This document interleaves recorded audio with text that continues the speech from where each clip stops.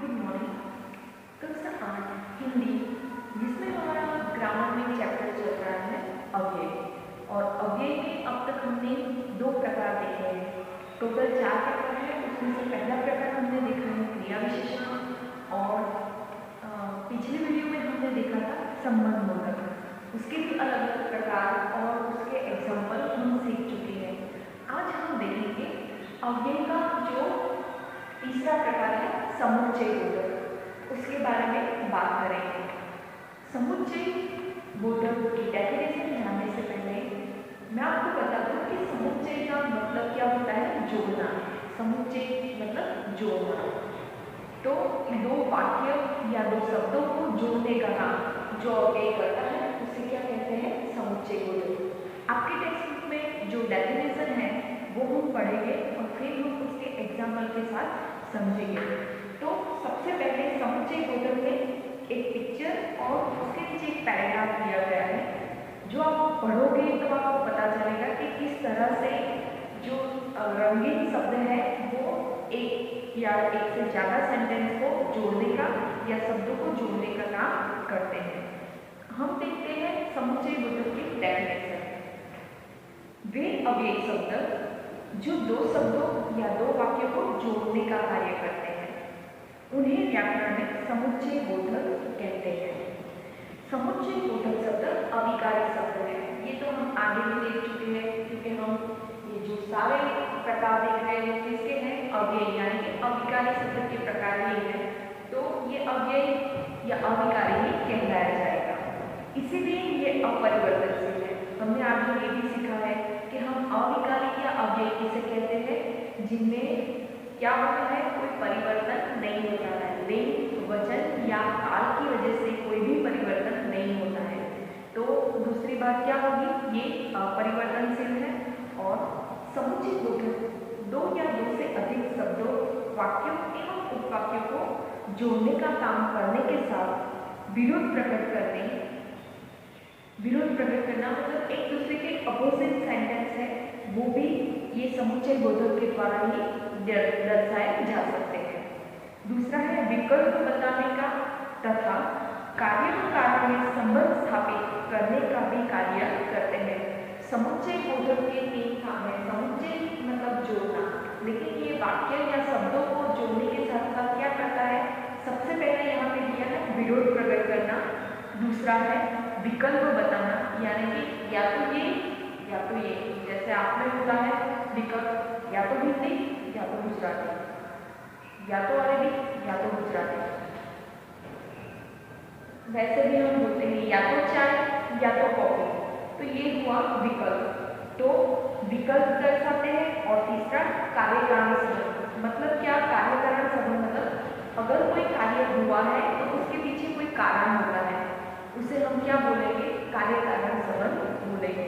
मैं सिंपल सा एग्जांपल दूं तो मैं आज सुबह लेट उठी या देर से उठी, क्योंकि मैं रात को लेट सोई थी या देर से सोई थी। तो मेरा लेट उठना या देर से उठना, इसके लिए कौन सा कारण जवाबदार है, मेरा रात को लेट सोना।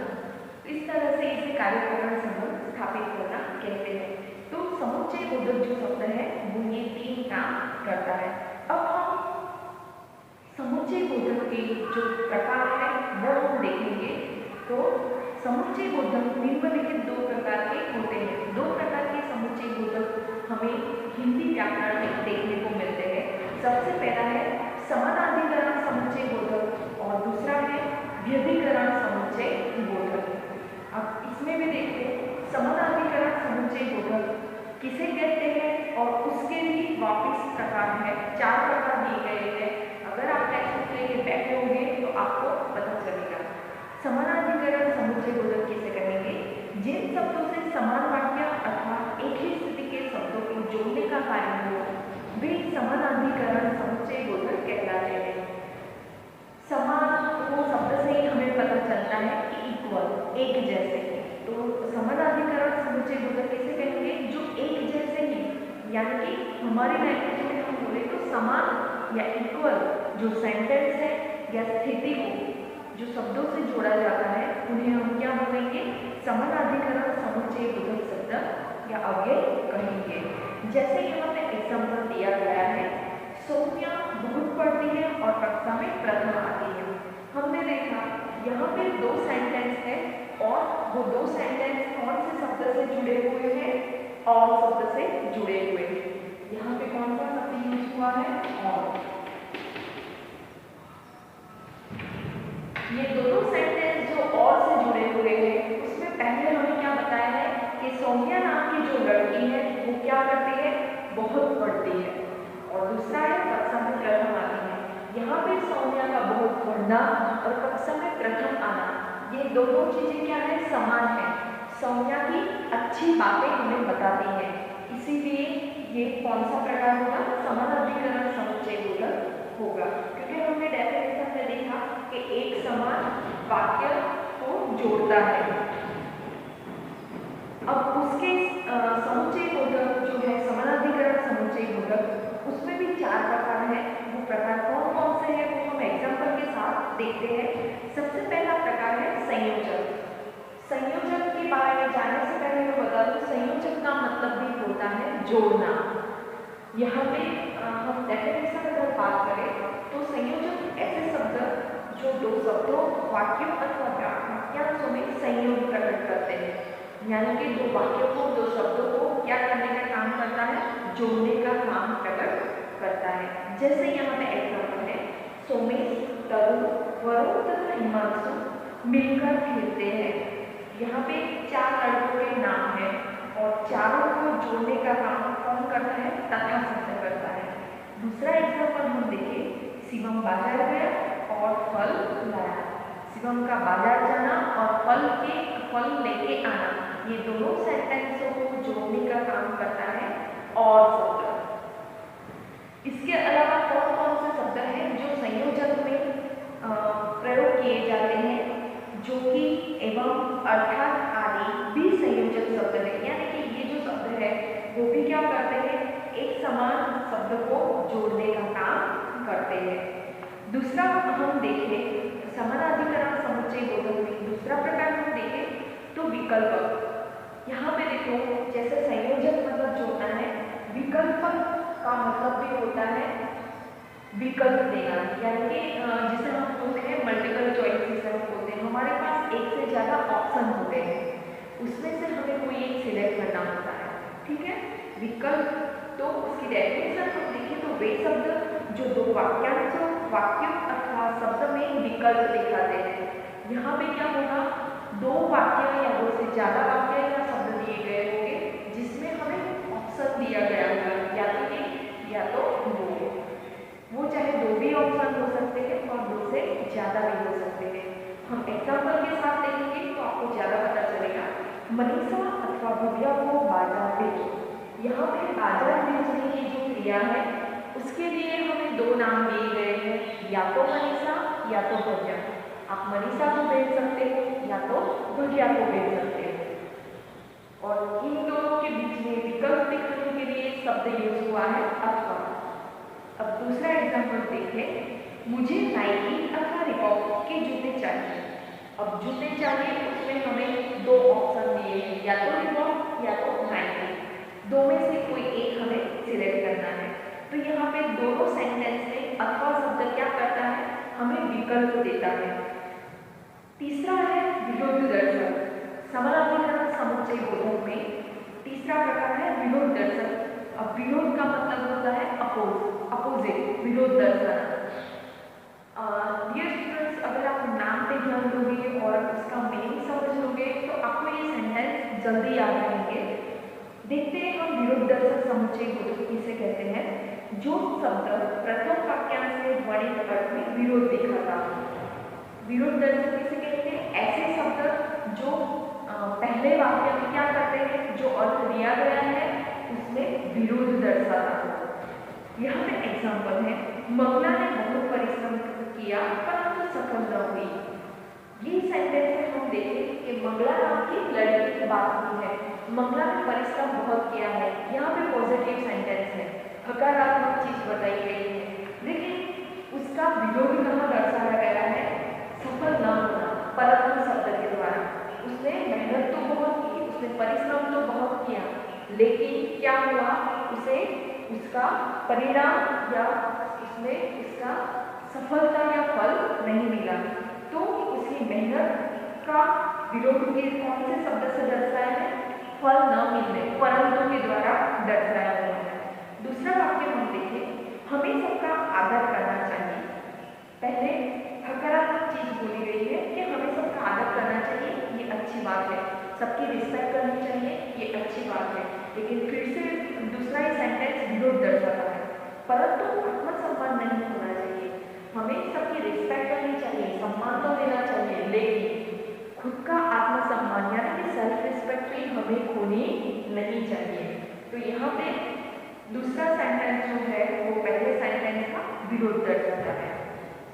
तीसरा एग्जाम्पल यहाँ पे है, गरिमा केवल पढ़ाई में ही नहीं अपितु पाठ्यक्रमेतर क्रियाओं में भी अच्छी है। यहाँ पे गरिमा की खूबी बताई गई है कि गरिमा पढ़ाई में तो अच्छी है, लेकिन उसके अलावा क्या है, वो पढ़ने के अलावा दूसरी एक्टिविटी में भी कैसी है, बहुत अच्छी है। तो ये भी सेंटेंस से हमें पता चलता है कि किस तरह से वाक्य में विरोध दर्शाया जा सकता है। और समुच्चय बोधक, समानाधिकरण समुच्चय बोधक में चौथा प्रकार हम देखते हैं परिणाम दर्शक। इसमें भी नाम से पता चलता है कि ऐसा अवयव होगा तो क्या दर्शाता होगा, हमें परिणाम।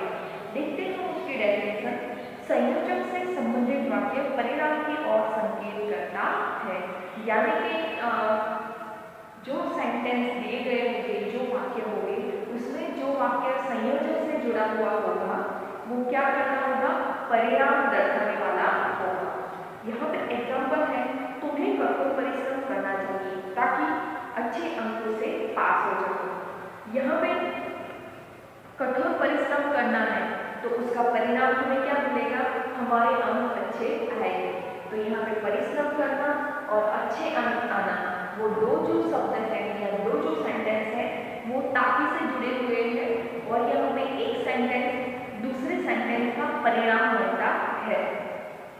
दूसरा हम देखिए, खेतों में समय से पानी नहीं दिया इसीलिए अच्छी फसल नहीं हुई।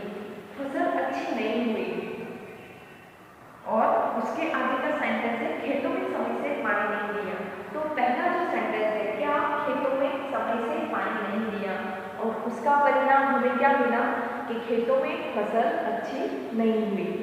अब समुच्चय बोधक में हम दूसरा प्रकार देखते हैं व्यधिकरण समुच्चय बोधक। वे अवयव शब्द इसके अंतर्गत आते हैं जिनके द्वारा एक प्रधान वाक्य में एक अथवा एक से अधिक आश्रित वाक्य जुड़ते हैं। प्रधान वाक्य मतलब मुख्य वाक्य जो होता है उसके साथ दूसरे वाक्य जुड़े हुए होते हैं। जैसे यदि परिश्रम किया होता तो अवश्य सफल हो गए होते।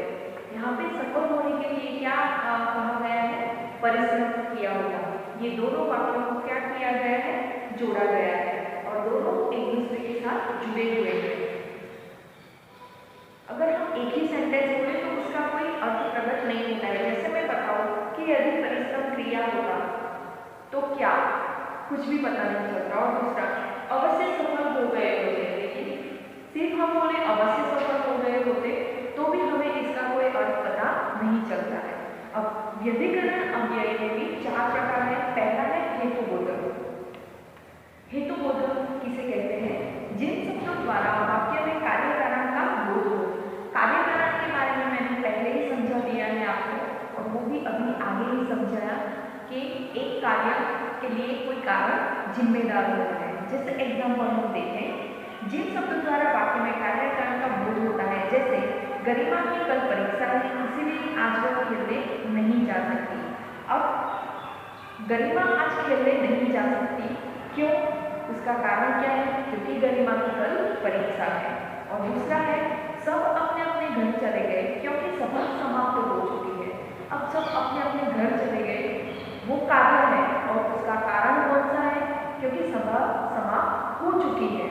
तो ये दोनों सेंटेंस में हमने देखा, एक गरिमा और दूसरा सभा, ये दोनों सेंटेंस में हमें कार्य कारण का संबंध दिखाई देता है, जिसमें एक सेंटेंस हमें कार्य दर्शाता है और दूसरा सेंटेंस वो कार्य का कारण दर्शाने वाला होता है। और ऐसे सेंटेंस इसीलिए या क्योंकि अव्यय से जुड़े होंगे, और इसका जो प्रकार है पहला ही है हेतुबोधक। दूसरा हम देखते हैं संकेत बोधक। संकेत यानी इशारा।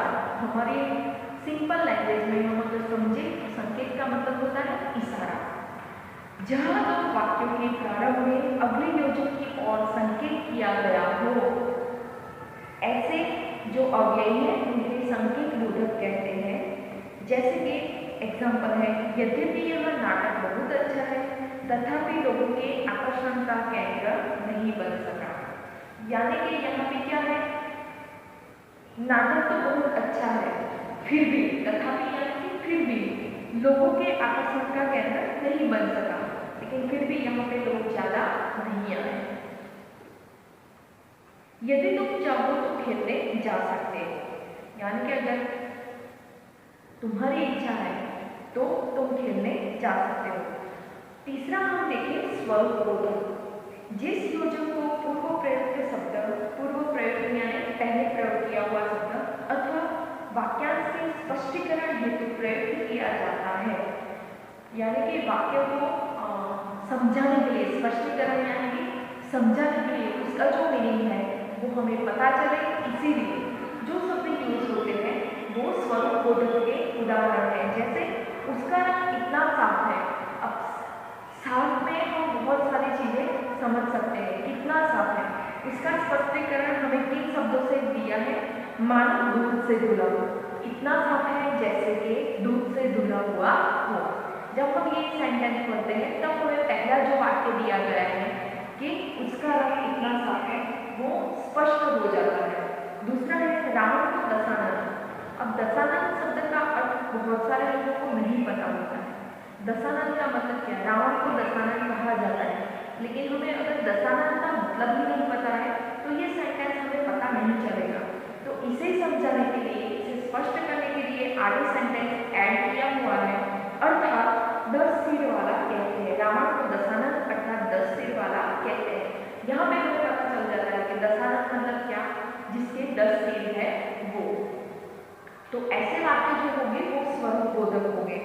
और लास्ट जो प्रकार है उद्देश्य बोधक, उसका हम एग्जाम्पल और मीनिंग समझे तो जिन शब्दों से कार्य करने का उद्देश्य प्रकट हो, यानी कि कार्य हुआ है तो वो किस कारण से, उसका उद्देश्य क्या है, वो जो प्रकट करता है उसे हम उद्देश्य बोधक कहते हैं। जैसे वह बहुत जल्दी पहुंचना चाहता है ताकि अपने मामा से मिल सके।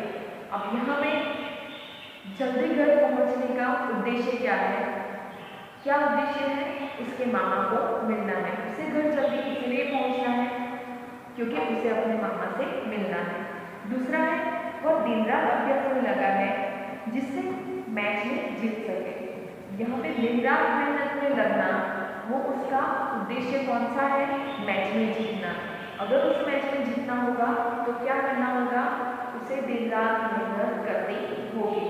तो दिन रात मेहनत या अभ्यास में या प्रैक्टिस में लगे रहने का उद्देश्य एक ही है, वो मैच में जीतना चाहता है।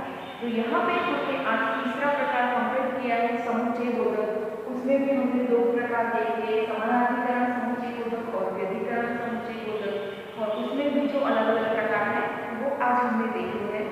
नेक्स्ट अब हमारा चौथा प्रकार बाकी रहेगा, वो हम नेक्स्ट वीडियो में देखेंगे और उसके बाद हम देखेंगे ये चैप्टर की नोट्स। धन्यवाद।